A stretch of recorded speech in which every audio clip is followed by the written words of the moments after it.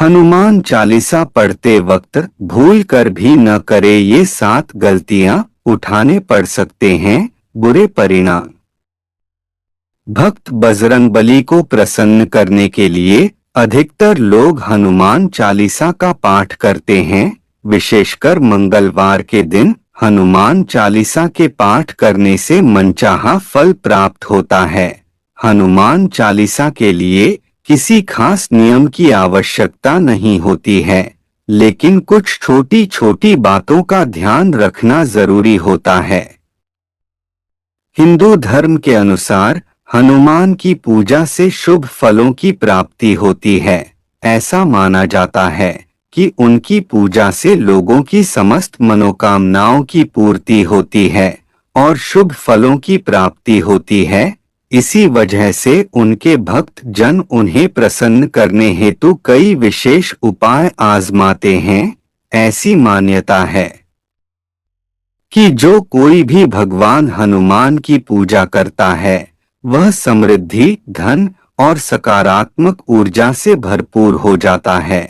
ऐसी मान्यता है कि चालीसा के नियमित पाठ से भगवान प्रसन्न होते हैं और समस्त कष्टों से मुक्ति दिलाते हैं। हनुमान चालीसा में लगभग 40 चौपाइयां शामिल हैं। ऐसी मान्यता है कि यदि कोई व्यक्ति हनुमान चालीसा का पाठ करते समय सभी नियमों का पालन नहीं करता है तो उसे पूजा का पूर्ण फल नहीं मिल पाता है। तो आइए जानते हैं हनुमान चालीसा का पाठ करते वक्त किन गलतियों से बचना चाहिए। लेकिन उससे पहले अगर आप भी चाहते हैं कि बजरंगबली का आशीर्वाद आप पर बना रहे तो इस वीडियो को एक लाइक करें और चैनल को सब्सक्राइब कर ले और कमेंट बॉक्स में जय बजरंगबली जरूर लिखें। नंबर 1, किसी बीच की चौपाई से पाठ शुरू करना। ज्योतिष मान्यताओं के अनुसार जब कोई व्यक्ति सही तरीके से हनुमान चालीसा का जाप करता है तो उसे बहुत लाभ होता है। वहीं आपको कभी भी चालीसा का पाठ बीच की किसी चौपाई से नहीं करना चाहिए। यदि आप हनुमान चालीसा पढ़ने जा रहे हैं तो इसे एक साथ पूरा क्रमबद्ध तरीके से पढ़कर ही उस स्थान से उठना चाहिए। कभी भी बीच की किसी चौपाई से पाठ शुरू न करें। कोई भी पाठ अगर आप कर रहे हैं तो उसे सच्चे मन से करना चाहिए, अन्यथा पाठ करने का फल कभी नहीं मिलता। नंबर 2, साफ तन और मन से पाठ करना।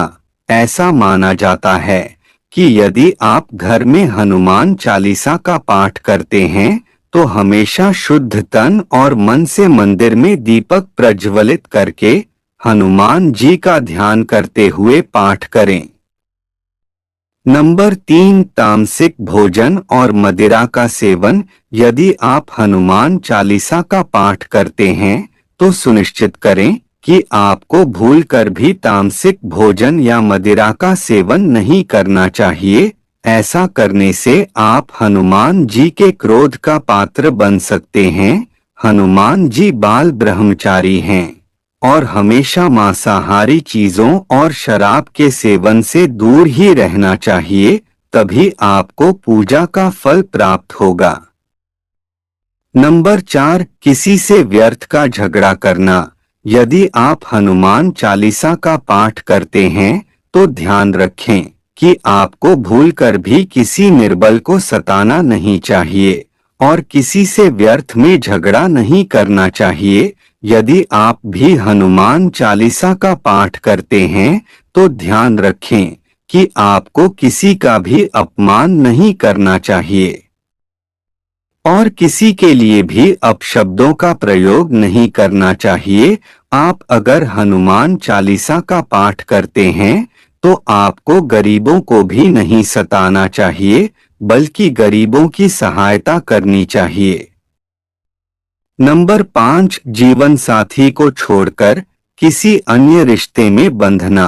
यदि आप विवाहित हैं और हनुमान चालीसा का पाठ करते हैं तो आपको जीवन साथी के अलावा किसी और से रिश्ते जोड़ने की बात नहीं सोचनी चाहिए। ऐसा करने वालों को कभी भी हनुमान चालीसा के शुभ फल नहीं मिलते हैं। किसी विवाहित पुरुष को किसी अन्य पराई स्त्री से संबंध नहीं रखना चाहिए। अगर कोई स्त्री भी हनुमान चालीसा का नियमित रूप से पाठ करती है तो उसे स्त्री को भी अपने पति के अलावा किसी अन्य पुरुष से संबंध नहीं रखना चाहिए। अगर किसी व्यक्ति की शादी नहीं हुई है तो उसे तो पराई स्त्री से दूर ही रहना चाहिए। यदि कोई व्यक्ति हनुमान चालीसा का पाठ करता है तो उसे इस बात का ध्यान जरूर रखना चाहिए। नंबर 6, गरीबों और जानवरों को सताना नहीं चाहिए। यदि आप घर की समृद्धि के लिए हनुमान चालीसा का पाठ करती हैं तो भूलकर भी किसी जानवर और गरीब को न सताएं। ऐसा करने से पूजा का फल नहीं मिलता है और घर में दुख बने रहते हैं। घर में नकारात्मक ऊर्जा का वास हो जाता है और घर से सुख समृद्धि हमेशा के लिए चली जाती है। नंबर 7, कोई अपराध न करें और झूठ न बोलें। यदि आप हनुमान चालीसा का पाठ करते हैं तो आपको किसी भी प्रकार का अपराध नहीं करना चाहिए। आपको किसी के साथ छल कपट करने से भी बचना चाहिए और झूठ नहीं बोलना चाहिए। अगर आपके मन में किसी के प्रति छल कपट और द्वेष है तो इससे आपको पूजा का फल कभी नहीं मिलेगा। नंबर 8, हनुमान चालीसा पढ़ने में जल्दबाजी न करें। जब आप हनुमान चालीसा फायदे का पाठ करते हैं तब आपको कभी भी जल्दबाजी नहीं करनी चाहिए और कभी भी इसके किसी श्लोक का उच्चारण गलत तरीके से नहीं करना चाहिए। इसका पाठ हमेशा धैर्य पूर्वक करना चाहिए। नंबर 9, राम का नाम लिए बिना न करे शुरुआत।